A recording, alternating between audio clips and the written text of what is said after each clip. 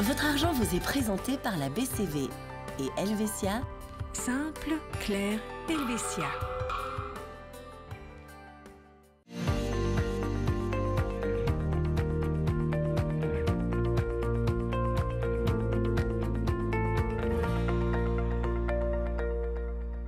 Bonsoir à tous. Les véhicules électriques connaissent un véritable boom, en particulier les deux roues. Et c'est justement le sujet de cette émission ce soir avec notre expert. Il s'agit de René-Claude Gérini. Bonsoir René-Claude. Bonsoir Nasrat. Prenons le cas d'abord des scooters électriques. Alors on en voit de plus en plus, notamment via ces applications. On peut louer ces scooters électriques.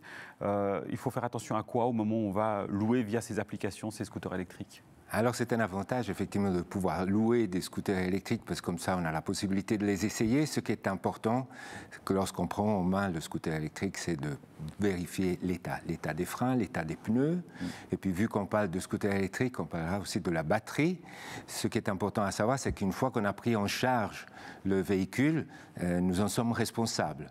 Donc il faut absolument aviser le loueur dès qu'on voit des défauts. Donc si c'est via l'appli ou alors si c'est un loueur direct, ce sera plus simple. Absolument. Bon, mis à part la batterie, finalement, ça vaut pour tout type de véhicule. Hein. C'est juste. Ces conseils-là.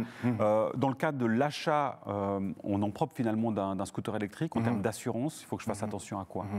Alors que ce soit un achat ou une location, le principe est le même parce que les véhicules sont assurés en casco et en responsabilité civile.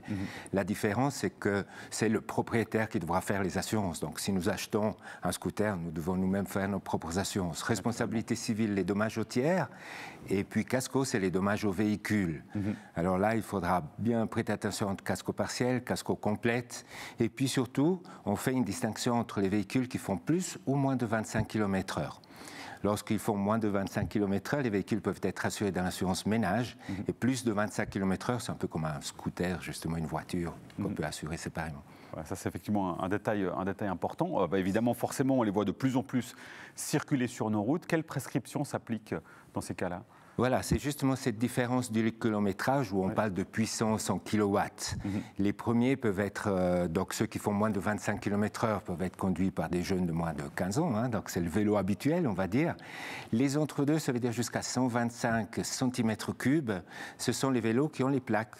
Vous savez, comme les plaques des vélomoteurs. Les plaques jaunes. De l'époque, voilà, exactement. Voilà. Donc là, on a une assurance casco à couvrir. Et puis la responsabilité civile, elle, est une assurance qui est donnée par le service des automobiles.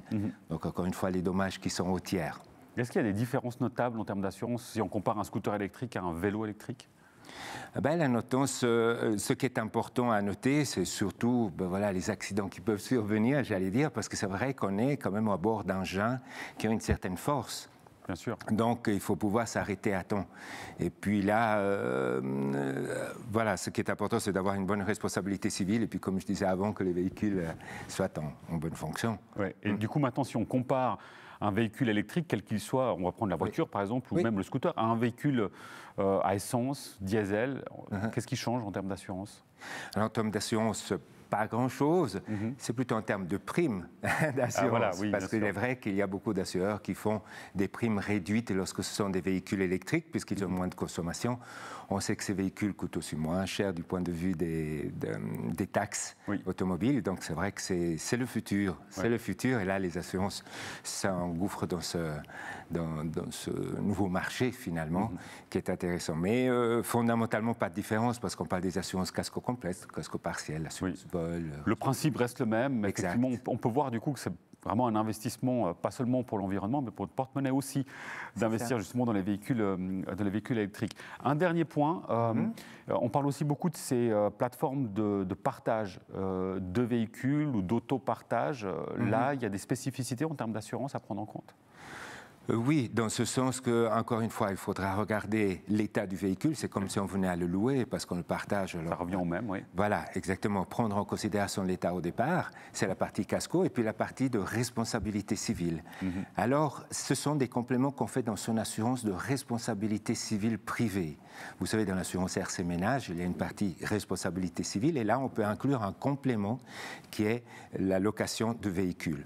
Souvent, les compagnies d'assurance je vais dire, offre la couverture si le véhicule est prêté, d'accord, donc prêté gracieusement par un voisin, par un ami, par quelqu'un, mais lorsqu'il est loué, il faut faire attention à ça. Évidemment, la donne est différente. Merci beaucoup, René-Claude, pour vos explications. Votre argent @latélé.ch pour poser vos questions à nos experts.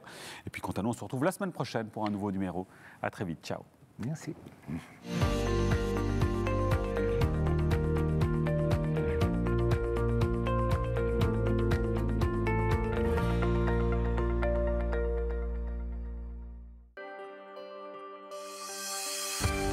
Votre argent vous a été présenté par la BCV et Helvetia. Simple, clair, Helvetia.